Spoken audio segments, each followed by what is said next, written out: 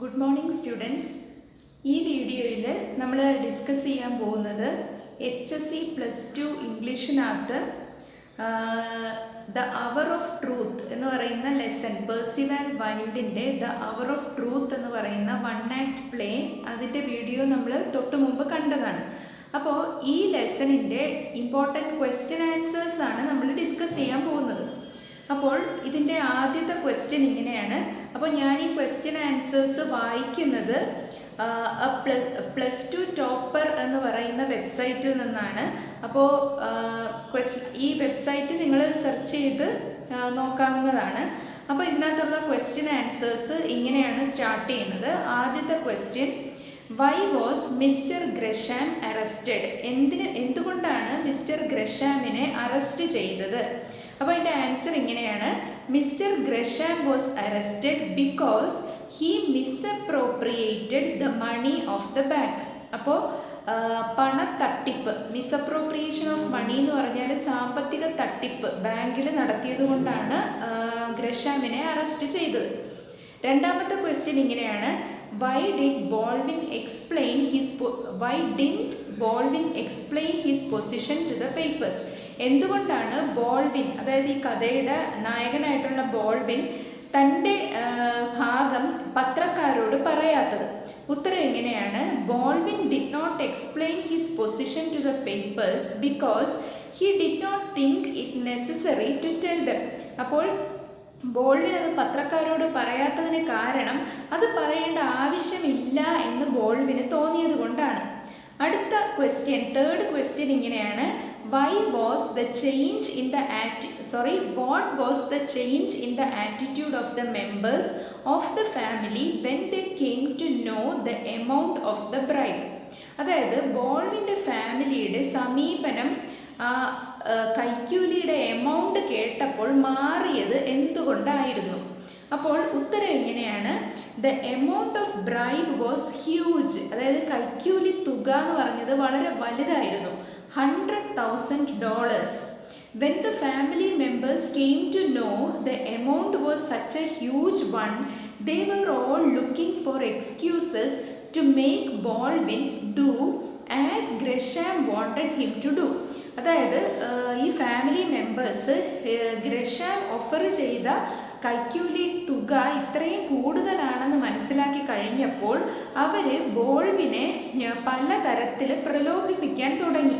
അതായത് ഗ്രഷാം പറഞ്ഞതനുസരിച്ച് പ്രവർത്തിക്കാനായിട്ട് ബോൾവിനെ പ്രലോഭിപ്പിച്ചു തുടങ്ങി. So far they were all honest people. അതുവരെ ഈ ഫാമിലി മെമ്പേഴ്സ് എല്ലാം തന്നെ വളരെ സത്യസന്ധരായിട്ടുള്ള മനുഷ്യരായിരുന്നു. But when the big temptation came, എന്നാൽ ആ വലിയൊരു പ്രലോഭനം വന്നപ്പോൾ they were willing to compromise their principles. അവർ അവരുടെ പ്രിൻസിപ്പിൾസ്, അവരുടെ ആ ഒരു നിലപാടുകളിൽ ഒരു വിട്ടുവീഴ്ചയ്ക്ക് തയ്യാറായി എന്നുള്ളതാണ് നമ്മൾ കാണുന്നത്. അടുത്ത ക്വസ്റ്റ്യൻ ഇങ്ങനെയാണ്, how did Baldwin react to the opinion of his family? എങ്ങനെയാണ് ബോൾവിൻ തൻ്റെ ഫാമിലിയുടെ അഭിപ്രായത്തിന് റിയാക്ട് ചെയ്തത്, പ്രതികരിച്ചത്? ഉത്തരം എങ്ങനെയാണ്, he told them that by accepting the bribe he would be doing a dishonourable thing. അപ്പോൾ ബോൾവിൻ തൻ്റെ ഫാമിലി മെമ്പേഴ്സിനോട് പറഞ്ഞു, അതായത് ഈ കൈക്കൂലി അക്സെപ്റ്റ് ചെയ്താൽ അത് ഞാൻ അപമാനകരമായിട്ടുള്ള ഒരു കാര്യം ചെയ്യുന്നതിന് തുല്യമാണ്. Even if outsiders may not know about it, പുറത്തുള്ളവരിത് അറിയില്ലായിരിക്കാം, but the 4 of them will know, ആ കുടുംബത്തിലുള്ള 4 പേർക്കിടയിലും അത് അറിയുമല്ലോ. At once a dishonorable thing is done, how can they be sure that they will be honest with each other? അതായത് ഒരു അപമാനകരമായിട്ടുള്ള ഒരു കാര്യം ചെയ്ത് കഴിഞ്ഞാൽ പിന്നീട് അവർ, അതായത് ഈ 4 പേരും തമ്മിൽ എങ്ങനെയാണ് അവർക്ക് സത്യസന്ധരാവാൻ സാധിക്കുക? If he takes the money he will be a sham. പിന്നെയും ബോൾവിൻ പറയുന്നു, ആ കൈക്കൂലി സ്വീകരിക്കുകയാണെങ്കിൽ അദ്ദേഹം ഒരു ഷാം ആയി മാറുന്നു, അതായത് ഒരു തട്ടിപ്പുകാരനായിട്ട് മാറുന്നു. ലയർ, ഒരു കള്ളത്തരം കാണിക്കുന്ന ഒരാളായി മാറുന്നു. ഹിപ്പോക്രിറ്റ്, ഹിപ്പോക്രിറ്റ് എന്ന് പറഞ്ഞാൽ കപട നാട്യക്കാരൻ എന്നാണ് അർത്ഥം. ഒരു ഹിപ്പോക്രിറ്റായിട്ട് മാറുന്നു. ആൻഡ് എ തീഫ്, ഒരു കള്ളനായി മാറുന്നു. If he does a bad act it will sting to the almighty heaven. അപ്പോൾ ഒരു ചീത്ത പ്രവൃത്തി ചെയ്യുന്നതോടുകൂടി അദ്ദേഹം ദൈവത്തിന് മുമ്പിലും, ഓൾമൈറ്റി എന്ന് പറഞ്ഞാൽ ദൈവം എന്നാണ് അർത്ഥം, സ്റ്റിങ് എന്ന് പറഞ്ഞാൽ ചീത്ത മണം, അല്ലെങ്കിൽ ദൈവത്തിൻ്റെ മുന്നിൽ പോലും അദ്ദേഹം നാറിപ്പോകും എന്നുള്ള ഒരു ഉദ്ദേശത്തിലാണ് ആ ഒരു പ്രയോഗം വന്നിരിക്കുന്നത്. അടുത്ത 5ാമത്തെ ക്വസ്റ്റ്യൻ ഇങ്ങനെയാണ്: was Baldwin disloyal to Gresham? Quote the relevant sentences to support your answer. Baldwin ഗ്രഷാമിന് മുന്നിൽ ഡിസ്ലോയൽ ആയിരുന്നോ, അതായത് നന്ദിയില്ലാത്തവനായിരുന്നോ? കോട്ട് ദ റെലവൻറ്റ് സെൻറ്റൻസസ്, അത് കാണിക്കുന്ന നിങ്ങളുടെ അഭിപ്രായം സപ്പോർട്ട് ചെയ്യാനായി ഉള്ള വരികൾ കോട്ട് ചെയ്യുക. അപ്പോൾ ഉത്തരം എങ്ങനെയാണ്? He was not disloyal to Gresham. അദ്ദേഹം ഗ്രഷാമിനോട് നന്ദികേട് കാണിക്കുന്ന ആളായിരുന്നില്ല. Supporting somebody's misdeed is not part of loyalty. അതായത് മറ്റൊരാളിൻ്റെ ചീത്ത പ്രവൃത്തി സപ്പോർട്ട് ചെയ്യുക എന്ന് പറയുന്നത് ഒരിക്കലും നന്ദി കാണിക്കുന്ന രീതിയല്ല. Baldwin told Gresham he would not lie.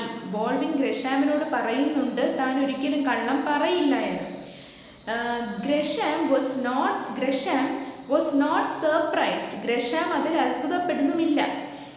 He is known to me for 35 years and well, anybody who is known to me for 35 years does not expect me to haggle with my conscience. അപ്പോൾ ഈ വരി, അതായത് ബോൾവിൻ പറയുന്ന ഈ വരി, അതായത് 35 വർഷമായി എന്നെ അറിയുന്ന ആരും പറയില്ല, they will not expect me to haggle with my conscience. എൻ്റെ മനസാക്ഷിയെ തടസ്സപ്പെടുത്തുന്നതൊന്നും ഞാൻ ചെയ്യുകയില്ല എന്ന് എന്നെ അറിയുന്നവർക്കൊക്കെ അറിയാം എന്ന് അദ്ദേഹം ബോൾവിൻ പറയുന്നുണ്ട്. ബോൾവിൻ ഫർദർ സേസ്, ബോൾവിൻ വീണ്ടും പറയുന്നു, he is desperate, he does not know what he is doing. അദ്ദേഹം നിരാശനാണ്, അദ്ദേഹത്തിന് അറിയുന്നില്ല അദ്ദേഹം എന്താണ് ചെയ്യുന്നതെന്ന്. or he wouldn't have offered the money, അല്ലെങ്കിൽ അദ്ദേഹം ഒരിക്കലും കൈക്കൂലി ഓഫർ ചെയ്യുകയില്ലായിരുന്നു എന്നൊക്കെ ഈ വരികളൊക്കെ ബോൾവിൻ പറയുന്നുണ്ട്. അപ്പോൾ ഇതൊക്കെ അതിന് തെളിവാണ്. അടുത്ത ആക്ടിവിറ്റി ഭാഗത്ത് വരുന്ന ഒരു ക്വസ്റ്റ്യൻ ആണിത്. Pick out the striking dialogues of the play as the samples given below and try to deliver them in front of the whole class. Now write down the implied meaning of the dialogues in the column. അപ്പോൾ ഈ ആക്ടിവിറ്റിയിൽ നമ്മൾക്ക് പ്രധാനമായിട്ട് നോക്കാവുന്നത്, ഇവിടെ കുറച്ച് ഈ ലെസണിലെ പ്രധാനപ്പെട്ട ഡയലോഗുകൾ കൊടുത്തിട്ടുണ്ട്. ഇത് ആര് പറയുന്നതാണ് എന്ന് നമ്മൾ മനസ്സിലാക്കുക, മാത്രമല്ല അതിൻ്റെ അർത്ഥം എന്താണെന്ന് മനസ്സിലാക്കുക. അപ്പോൾ ആദ്യത്തെ ഡയലോഗ് ഇതാണ്: Your father will do his duty, John, no matter what comes of it. അതായത് നിന്റെ അച്ഛൻ അദ്ദേഹത്തിൻ്റെ ഉത്തരവാദിത്വം ചെയ്തിരിക്കും, അതിനെന്ത് സംഭവിച്ചാലും അത് ചെയ്തിരിക്കും. ഇത് പറഞ്ഞത് ആരാണ്? ഇതിൻ്റെ അർത്ഥം എന്താണ്? അപ്പോൾ ഇത് പറഞ്ഞത് മാർത്തയാണ്, അതായത് ബോൾവിൻ്റെ വൈഫായിട്ടുള്ള മാർത്തയാണ് ഇത് പറഞ്ഞിരിക്കുന്നത്. ഇതിൻ്റെ meaning, she says her husband Baldwin is an upright man. അതായത് അവിടെ മാർത്ത ഉദ്ദേശിക്കുന്നത് തൻ്റെ ഹസ്ബൻഡ് ബോൾവിൻ എന്ന് പറഞ്ഞാൽ വളരെ സ്ട്രെയിറ്റ് ഫോർവേഡ് ആയിട്ടുള്ള, അല്ലെങ്കിൽ സത്യസന്ധനായിട്ടുള്ള ഒരാളാണ് എന്നാണ് ഇവിടെ ഉദ്ദേശിക്കുന്നത്. അടുത്ത ഡയലോഗ് ഇതാണ്: people have been saying this. ആൾക്കാർ ഇതൊക്കെ പറയുന്നുണ്ട് എന്ന് പറഞ്ഞത് ആരാണ്? ഇത് പറഞ്ഞിരിക്കുന്നത് ജോൺ ആണ്, അതായത് ബോൾവിൻ്റെ മകനായിട്ടുള്ള ജോൺ ആണ് ഇത് പറഞ്ഞിരിക്കുന്നത്. അതിൻ്റെ അർത്ഥം എന്താണെന്ന് പറഞ്ഞാൽ, he means the unpleasant news about Baldwin's suspected role in the misappropriation of the money. അതായത് പുറത്തുള്ളവർ ബോൾവിനെയും സംശയിക്കുന്നുണ്ട്, ഈ സാമ്പത്തിക തട്ടിപ്പിൽ ബോൾവിനും ഒരു റോൾ ഉണ്ട് എന്ന് ആൾക്കാർ പറയുന്നുണ്ട് എന്നാണ് ജോൺ ഇവിടെ ഉദ്ദേശിക്കുന്നത്. അടുത്ത ഡയലോഗ് ഇതാണ്: but you let your name rest under A cloud mean while. താങ്കളുടെ പേര് ഒരു മേഘത്തിനുള്ളിലാണ് എന്ന് ഉദ്ദേശിച്ചിട്ടുള്ള ഈ വരി ആരാണ് പറയുന്നത്? ഇത് പറയുന്നത് മാർത്തയാണ്. She is telling Baldwin that by not telling what happened he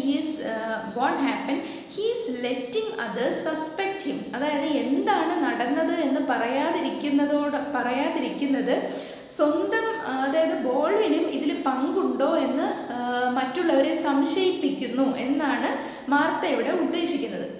അടുത്ത ഡയലോഗ് ഇതാണ്, 4ാമത്തെ dialogue. I will go to my grave clean. ഞാൻ എൻ്റെ ശവക്കല്ലറയിലേക്ക് ക്ലീൻ ആയിട്ടാണ് പോകാൻ പോകുന്നത് എന്ന് പറഞ്ഞത് ആരാണ്? ബോൾവിനാണ് അത് പറഞ്ഞിരിക്കുന്നത്.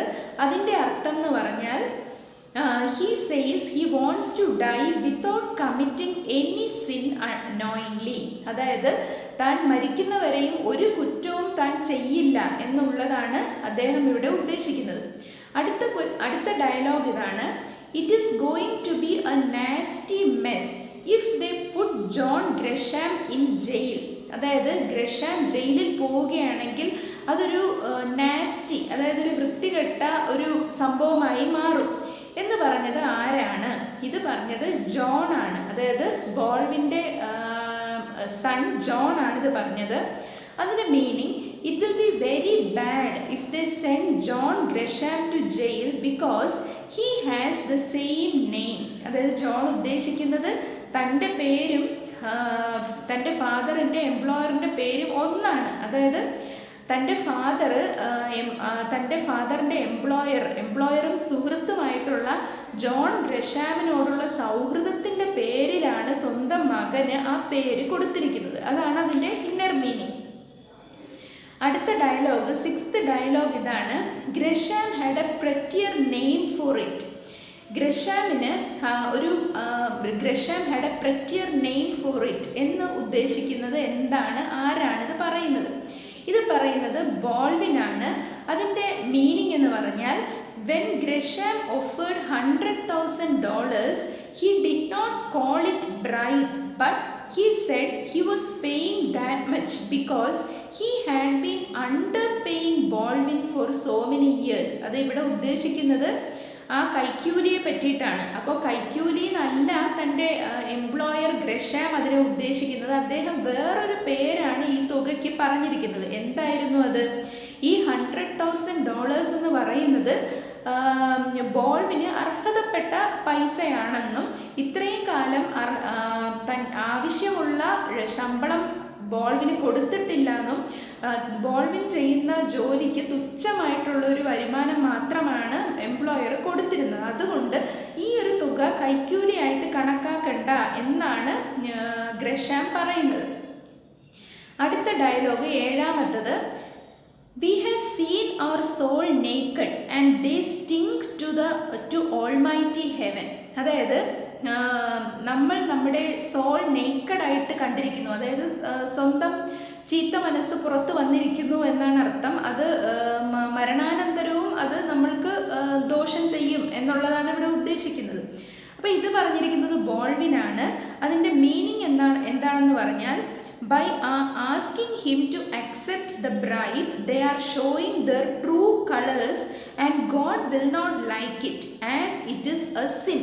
അതായത് ഈ ഫാമിലി മെമ്പേഴ്സ് ബോൾവിനോട് കൈക്കൂലി വാങ്ങാനായിട്ട് പ്രലോഭിപ്പിക്കുമ്പോഴാണ് അദ്ദേഹം ഇത് പറയുന്നത്. അതായത് ഇങ്ങനെ ആവശ്യപ്പെടുന്ന സമയത്ത് നിങ്ങളുടെ ആ ഒരു ട്രൂ കളേഴ്സ്, നിങ്ങളുടെ തനി സ്വഭാവമാണ് നിങ്ങൾ പുറത്ത് കാണിക്കുന്നതെന്നും ഒരിക്കലും ഇത് ദൈവത്തിന് ഇഷ്ടപ്പെടുന്ന ഒരു കാര്യമല്ല, കാരണം ഇതൊരു സിന്നാണ്, ഒരു പാപമാണ് എന്നാണ് ബോൾവിൻ പറയുന്നത്. ഇനി അടുത്ത ക്വസ്റ്റ്യൻ ആക്ടിവിറ്റിയാണ്. ഇങ്ങനെയാണ് അത് പറഞ്ഞിരിക്കുന്നത്. ഒരു റൈറ്റപ്പാണ്. The opening part of the play tells us about. അതായത് ഈ ഒരു നാടകത്തിൻ്റെ തുടക്കത്തിൽ എന്തൊക്കെയാണ് ഉള്ളത്, അതായത് അത് കുറച്ച് പോയിന്റ്സ് ആയിട്ട് അവിടെ കൊടുത്തിരിക്കുകയാണ്. ഏതൊക്കെയാണ്? The problem confronted by the characters. അതായത് ഇതിലെ കഥാപാത്രങ്ങൾ അഭിമുഖീകരിക്കുന്ന പ്രോബ്ലം. പിന്നെ ദ വെദർ, ആ ഒരു അന്നത്തെ ഒരു കാലാവസ്ഥയെ പറ്റി പറയുന്നുണ്ട്. പിന്നെ the mental condition of the characters. അപ്പോൾ ആദ്യത്തെ ആ ഒരു സീനിൽ നമ്മൾ മനസ്സിലാക്കുന്ന കാര്യങ്ങളാണിത്. ക്യാരക്ടേഴ്സിൻ്റെ മെൻ്റൽ കണ്ടീഷൻ ഇത്രയുമാണ് ഉള്ളത്. പിന്നെ the play ends with, play അവസാനിക്കുമ്പോൾ the appreciation of the protagonist, അതായത് പ്രൊട്ടാഗണിസ്റ്റ് എന്ന് പറയുന്നത് നായകൻ, കഥാനായകൻ, അതായത് കഥാനായകനെ അപ്രീഷിയേറ്റ് ചെയ്യുന്നു അല്ലെങ്കിൽ കഥാനായകനെ പ്രകീർത്തിക്കുന്ന ഒരു സന്ദർഭമാണ് ലാസ്റ്റ് കഥ തീരുമ്പോൾ. ദ അറൈവൽ ഓഫ് മാർഷൽ, അതായത് തേർഡ് നാഷണൽ എന്ന് പറയുന്ന വലിയ പ്രൈവറ്റ് ബാങ്കുകളുടെ ഒക്കെ തലപ്പത്തുള്ള ആ ഒരു സ്ഥാപനത്തിൻ്റെ ഉടമയായ മാർഷലിൻ്റെ വരവാണ് ലാസ്റ്റ് ഭാഗത്ത് വരുന്നത്. പിന്നെ ദ റെവലേഷൻ ഓഫ് ഗ്രഷാംസ് കൺഫെഷൻ, മാത്രമല്ല ഗ്രഷാം കുറ്റം ഏറ്റു പറഞ്ഞിരിക്കുന്നു എന്നുള്ള കാര്യവും അവിടെ വെളിപ്പെടുത്തുന്നുണ്ട്. അപ്പം ഇത്രയും കാര്യങ്ങളാണ് ഈ ഒരു നാടകത്തിൻ്റെ തുടക്കത്തിലും അവസാനത്തിലും ഉള്ളത്. അപ്പോൾ ഇവിടുത്തെ question, now prepare A writeup on the opening and ending of the play. ഇനി ചെയ്യേണ്ടത് ഈ ഒരു നാടകത്തിൻ്റെ തുടക്കത്തിനെയും അവസാനത്തിനെയും പറ്റി ഒരു റൈറ്റപ്പ് ഉണ്ടാക്കുക എന്നുള്ളതാണ്. അപ്പോൾ ഇതിൻ്റെ റൈറ്റപ്പ് വായിക്കാം. അപ്പോൾ ഈ ഒരു റൈറ്റപ്പ് പല ക്വസ്റ്റ്യൻസിനും ഉത്തരം എഴുതാൻ സഹായിക്കുന്നതായിരിക്കും. അപ്പോൾ അതിങ്ങനെയാണ് വരുന്നത്. The play opens very beautifully with a fine description of the weather which is hot and sultry. അതായത് ഈ ഒരു നാടകം തുടങ്ങുന്നത് ഒരു beautiful description of the weather, അതായത് കാലാവസ്ഥയെ പറ്റിയിട്ടുള്ള മനോഹരമായ ഒരു ഡിസ്ക്രിപ്ഷനോടുകൂടിയാണ് തുടങ്ങിയിരിക്കുന്നത്. അപ്പോൾ കാലാവസ്ഥ വളരെ ചൂടുള്ളതാണെന്നും സൾട്രി എന്ന് പറഞ്ഞാൽ ചുട്ടുപഴുത്ത ഒരു കാലാവസ്ഥയാണെന്നും പറഞ്ഞുകൊണ്ടാണ് തുടങ്ങുന്നത്. We see the Baldwin family anxiously waiting for the return of its head. അപ്പോൾ നമ്മൾ കാണുന്നു ഈ ബോൾവിൻ ഫാമിലി ആ കുടുംബനാഥനെ കാത്തിരിക്കുന്നതാണ്, വളരെ ആകാംക്ഷയോടുകൂടി കാത്തിരിക്കുന്നതാണ് നമ്മൾ കാണുന്നത്. അടുത്ത point, it obviously shows there is some trouble. അപ്പോൾ അത് വളരെ ക്ലിയർ ആയിട്ട് കാണിക്കുന്നുണ്ട്, എന്തോ ഒരു പ്രശ്നമുണ്ട് എന്നാണ് കാണിക്കുന്നത്. Martha, Evie and John are worried why Baldwin has not returned home. അപ്പോൾ വൈഫ് മാർത്ത, മകൾ എവി, മകൻ ജോൺ, ഇവർ വളരെ വറീഡാണ്. കാരണം എന്തുകൊണ്ടാണ് ഈ ബോൾവിൻ ഫാദർ വരാൻ ഇത്രയും വൈകുന്നത് എന്ന് ഓർത്ത് അവർ വളരെ വറീഡാണ്. അടുത്ത point, through this opening the readers are made ready to receive some bad news that will bring in suspense and mystery. അപ്പോൾ ഇത്തരത്തിലുള്ളൊരു ഓപ്പണിങ്ങിലൂടെ റീഡേഴ്സ് പ്രിപ്പയർ ആവുകയാണ്, ഒരു ബാഡ് ന്യൂസ് ആണ് തങ്ങളുടെ മുന്നിൽ എത്താൻ പോകുന്നത്, അല്ലെങ്കിൽ സസ്പെൻസും മിസ്റ്ററിയും, മിസ്റ്ററി എന്ന് പറഞ്ഞാൽ നിഗൂഢത, ഇതൊക്കെ ചേർന്ന ഒരു കഥയാണ് ഇനി കാണാൻ പോകുന്നത് എന്നുള്ള ഒരു സ്റ്റേറ്റിലാണ് റീഡേഴ്സ് അല്ലെങ്കിൽ നാടകമാണെങ്കിൽ കാഴ്ചക്കാർ എത്തുന്നത്. അടുത്ത പോയിന്റ് എൻഡിങ്ങിനെ പറ്റിയിട്ടാണ്. The play ends settling all the questions that were raised in the beginning and through the events of the story. അതായത് ഈ പ്ലേ അവസാനിക്കുമ്പോൾ ആ ഒരു കഥയിലുള്ള എല്ലാ ക്വസ്റ്റ്യൻസും സെറ്റിൽ ചെയ്തതായിട്ടാണ് നമ്മൾ കാണുന്നത്. ഈ കഥയുടെ തുടക്കത്തിലും കഥയ്ക്ക് ഉടനീളവും ഉണ്ടായിരുന്ന പ്രോബ്ലംസ് എല്ലാം സെറ്റിലാവുകയാണ് ഈ കഥയുടെ അവസാനം. The good man is rewarded, നല്ല മനുഷ്യൻ റിവാർഡ് ചെയ്യപ്പെടുകയാണ് ചെയ്യുന്നത്. Marshall, the president of the Third National, a huge prestigious bank, comes with an offer of a good position for Baldwin. അതായത് മാർഷൽ, അതായത് president of the third national എന്ന് പറയുന്ന huge prestigious ബാങ്കിൻ്റെ president നേരിട്ട് വന്ന് ബോൾവിന് ഒരു ജോബ് ഓഫർ ചെയ്യുന്നതായിട്ടാണ് നമ്മൾ കാണുന്നത്. Baldwin feels happy that he does not have given evidence against his friend Graham. അപ്പോൾ ബോൾവിൻ വളരെ സന്തുഷ്ടനാവുന്നു, കാരണം തൻ്റെ സുഹൃത്ത് ഗ്രഹാമിനെതിരെ എവിഡൻസ് കൊടുക്കേണ്ട ഒരു സാഹചര്യത്തിൽ നിന്ന് അദ്ദേഹം രക്ഷപ്പെടുകയാണ് അവിടെ സംഭവിക്കുന്നത്. Baldwin feels happy that he does not have given evidence against his friend Graham as he has confessed his guilt. എന്തുകൊണ്ടാണ്? ഗ്രഹാം സ്വന്തമായിട്ട് കുറ്റം ഏറ്റെടുത്ത് കഴിഞ്ഞു. അതുകൊണ്ട് തന്നെ ആ ഒരു ബുദ്ധിമുട്ടേറിയ ആ ഒരു പ്രവൃത്തിയിൽ നിന്ന് ബോൾവിൻ രക്ഷപ്പെടുകയാണ്. There is all round happiness. അങ്ങനെ അവസാനം all round happiness ആണ് നമ്മൾ ഈ നാടകത്തിൽ കാണുന്നത്. With his new job the Baldwin family can have better days. അപ്പോൾ ആ ഒരു പുതിയ ഒരു ജോബിലൂടെ ആ ബോൾവിൻ ഫാമിലിക്ക് നല്ല നാളുകൾ ഉണ്ടാവുന്നതാണ്. Honesty is the best policy. അപ്പോൾ നമ്മൾ മനസ്സിലാക്കുന്നു സത്യസന്ധതയാണ് ഏറ്റവും നല്ല പോളിസി. അടുത്ത ക്വസ്റ്റ്യൻ ഇങ്ങനെയാണ്, ക്യാരക്ടർ സ്കെച്ച് എഴുതാൻ വേണ്ടിയിട്ടാണ് ബോൾവിൻ്റെ ക്യാരക്ടർ സ്കെച്ച്. അതെങ്ങനെയാണെന്ന് നമുക്ക് നോക്കാം. Robert Baldwin is a protagonist of this play. He lives in a trim little cottage with his wife Martha and his son John and daughter Evie. He is working as the governor of a bank owned by John Gresham. അപ്പോൾ Robert Baldwin ഒരു ബാങ്കിൻ്റെ governor അല്ലെങ്കിൽ ഹെഡായിട്ടാണ് work ചെയ്യുന്നത്. ആ ബാങ്കിൻ്റെ owner John Gresham ആണ്.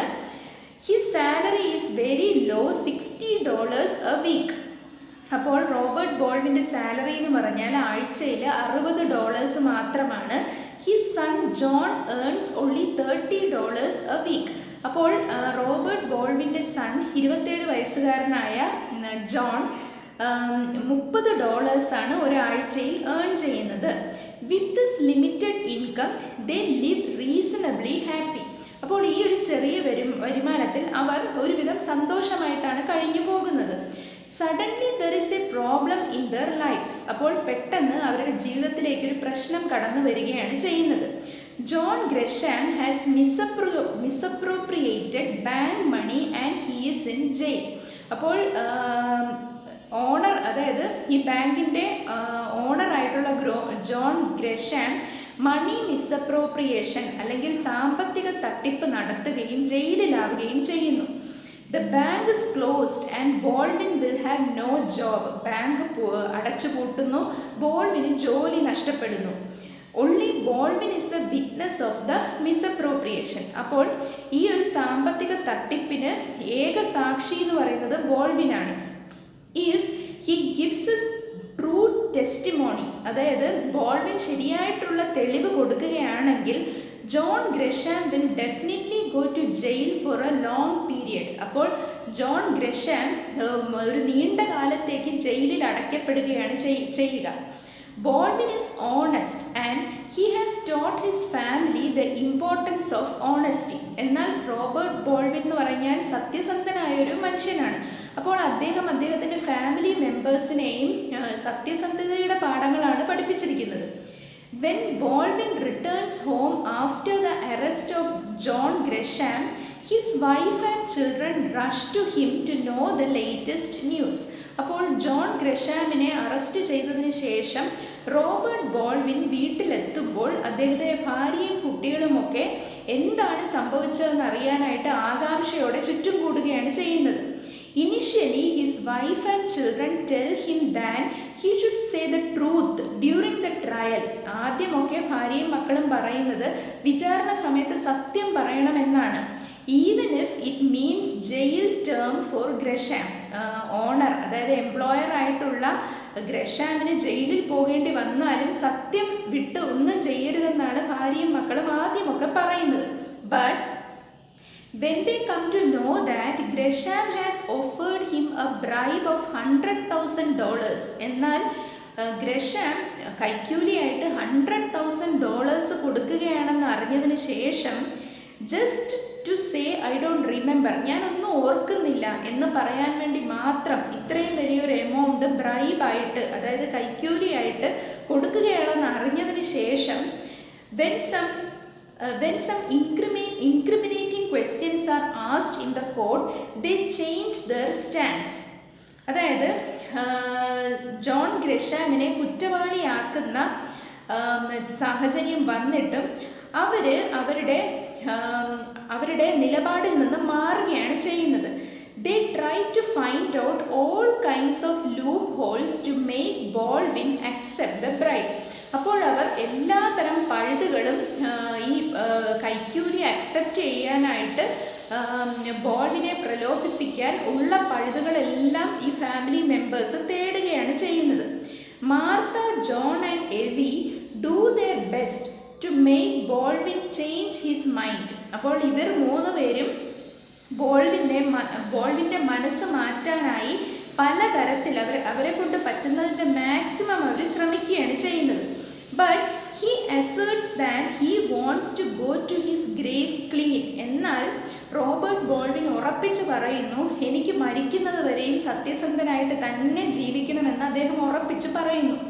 He does love Gresham. അദ്ദേഹം ഗ്രഷാമിനെ സ്നേഹിക്കുന്നുണ്ട്. He even named his son after him. സ്വന്തം മകന് ഇട്ട പേര് പോലും തൻ്റെ എംപ്ലോയറിൻ്റെ പേരാണ്. Even now he remembers how he work with him for so long. അപ്പോൾ ഒരുമിച്ച് ജീവിച്ച കാലമൊക്കെ അദ്ദേഹത്തിന് മനസ്സിലുണ്ട്. അതായത് ജോൺ ഗ്രഷാമും റോബർട്ട് ബോൾവിനും തമ്മിലുള്ള ബന്ധമൊക്കെ ആയിട്ട് മനസ്സിലുണ്ട്. They work side by side. അവർ ഒരുമിച്ചാണ് ജോലി ചെയ്തിരുന്നത്. All this is true. ഇതെല്ലാം ശരിയാണ്. But he is not willing to tell a lie to save his friend and employer, even when he is offered a colossal sum of $100,000. അപ്പോൾ ഇങ്ങനെയൊക്കെ ആണെങ്കിലും ഒരു കള്ളം പറയാൻ അദ്ദേഹം തയ്യാറാവുന്നില്ല. ഇത്രയും വലിയൊരു എമൗണ്ട് ഓഫ് മണി തരാമെന്ന് പറഞ്ഞിട്ടും അദ്ദേഹം സത്യസന്ധത ഉപേക്ഷിക്കാൻ തയ്യാറാവുന്നില്ല. Baldwin's honesty is repaid abundantly. അങ്ങനെ ലാസ്റ്റ് ബോൾവിൻ്റെ സത്യസന്ധത റിവാർഡ് ചെയ്യപ്പെടുകയാണ്.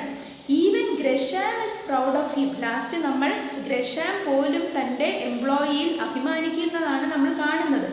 And he recommends him to mister Marshall. അപ്പോൾ ഗ്രഷാമാണ് മിസ്റ്റർ മാർഷലിന് റെക്കമെൻഡ് ചെയ്യുന്നത്. അതായത് ബോൾവിന് ഈ ജോലി കൊടുക്കണം എന്നുള്ള കാര്യം റെക്കമെൻഡ് ചെയ്യുന്നത് പോലും ഗ്രഷാമാണ്. Marshall, the president of the third national. At the end of the play, we see Marshall coming to the house of Baldwin and offering him a job at the third national. അപ്പോൾ last നമ്മൾ Marshall വന്ന് ബോൾവിന് ഒരു ജോലി offer ചെയ്യുന്നതായിട്ട് കാണുന്നു. We see Baldwin crying at the end. Baldwin അവസാനം കരയുന്നത് നമ്മൾ കാണുന്നുണ്ട്. He must have been crying for 2 reasons. 2 കാരണമായിരിക്കാം അദ്ദേഹം കരയുന്നതിന് പിന്നിൽ. His friend Gresham has confessed his guilt and he will surely be punished. ഗ്രഷാമിന് തീർച്ചയായും ശിക്ഷ കിട്ടും എന്ന് ഓർത്തുകൊണ്ടായിരിക്കാം. Secondly, he is shedding tears of joy in gratitude to God who has amply repaid his honesty. അതായത് അദ്ദേഹത്തിൻ്റെ സത്യസന്ധതയ്ക്ക് റിവാർഡ് തന്ന ദൈവത്തിനോടുള്ള gratitude, അതായത് കൃതജ്ഞത, അതുകൊണ്ടായിരിക്കാം അദ്ദേഹം കരഞ്ഞത്. Baldwin proves beyond an iota of doubt is the best policy. അപ്പോൾ ഓണസ്റ്റി ബോൾവിൻ പ്രൂവ്സ്, അതായത് സത്യസന്ധത എന്ന് പറയുന്നത് ഒരു ബെസ്റ്റ് പോളിസി ആണ് എന്ന് Baldwin beyond an iota of doubt, സംശയ ലെവലേശമില്ലാതെ അദ്ദേഹം പ്രൂവ് ചെയ്യുന്നതായിട്ടാണ് നമ്മൾ കാണുന്നത്. ഇനി ചില എക്സ്ട്രാ ക്വസ്റ്റ്യൻസ് ഉണ്ട്. What according to you are the reasons of corruption? അഴിമതിക്ക് കാരണങ്ങൾ എന്തൊക്കെയാണ്? അതിവിടെ പറഞ്ഞിരിക്കുന്നത് ഇൻസിൻസിയറിറ്റി, ആത്മാർത്ഥതയില്ലായ്മ, എക്സ്ട്രാ വാഗൻ ഫാമിലി, അതായത് ധൂർത്ത് മോഹികളായിട്ടുള്ള family, lack of commitment to society, സമൂഹത്തിനോട് പ്രതിബദ്ധത ഇല്ലാതിരിക്കുക, ഗ്രീഡ്, അത്യാഗ്രഹം, insatiable love four worldly pleasures, അതായത് ഭൗതികമായിട്ടുള്ള കാര്യങ്ങളോടുള്ള ആർത്തി, പിന്നെ thinking that one will live for ever, എന്നും ജീവിക്കുമെന്നുള്ള മിഥ്യാബോധം, ലാക്ക് ഓഫ് ഫെയ്ത്ത്, പിന്നെ ഇമ്മൊറാലിറ്റി, അതായത് മോറൽ വാല്യൂസ് ഇല്ലാതിരിക്കുക. ഇതൊക്കെയാണ് കറപ്ഷന് കാരണം. പിന്നെ ഒരു ജനറൽ ക്വസ്റ്റ്യൻ വരാവുന്നതാണ്, what are the evil effects of corruption? അഴിമതിയുടെ ഈവിൾ ഇഫക്ട്സ്, അത് എന്തൊക്കെയാണ് സംഭവിക്കുക അഴിമതി ഉണ്ടാകുമ്പോൾ? Services are not provided in time, prevents blocks development, പുരോഗമനത്തിന് വിഘാതമുണ്ടാക്കുന്നു, സൊസൈറ്റിയിൽ ഇന്നിക്വാളിറ്റി ഉണ്ടാക്കുന്നു, ദാരിദ്ര്യം, രോഗം, ഇഗ്നോറൻസ്, അറിവില്ലായ്മ, ഇതൊക്കെ നിലനിൽക്കുന്നു, makes people lazy as the look for short cuts to make money. അതായത് ആൾക്കാർ കൂടുതൽ ലേസി ആവുന്നു, അവർ കാശുണ്ടാക്കാൻ എളുപ്പ വഴികൾ തേടുന്നു. പിന്നെ diligence and hard work are not valued, അതായത് കഠിനാധ്വാനത്തിൻ്റെ വില നഷ്ടപ്പെടുന്നു. Brings immorality in the societies. സമൂഹത്തിൽ ഇമ്മൊറാലിറ്റി, മോറൽ വാല്യൂസ് ഇല്ലാതാകുന്നു. Values are thrown to wind. മൂല്യങ്ങൾ കാറ്റിൽ പറക്കപ്പെടുന്നു. മണി ബിക്കംസ് ഗോഡ്. പണം ദൈവമായിട്ട് മാറുന്നു. ഇതൊക്കെ കറപ്ഷൻ്റെ ദോഷങ്ങളാണ്, സമൂഹത്തിൽ ഇപ്പോഴും നിലനിൽക്കുന്ന ദോഷങ്ങളാണ്. അപ്പോൾ ഇതൊക്കെയാണ് ഇതിനുള്ള പ്രധാനപ്പെട്ട ക്വസ്റ്റ്യൻ ആൻസേഴ്സ്. Thank you.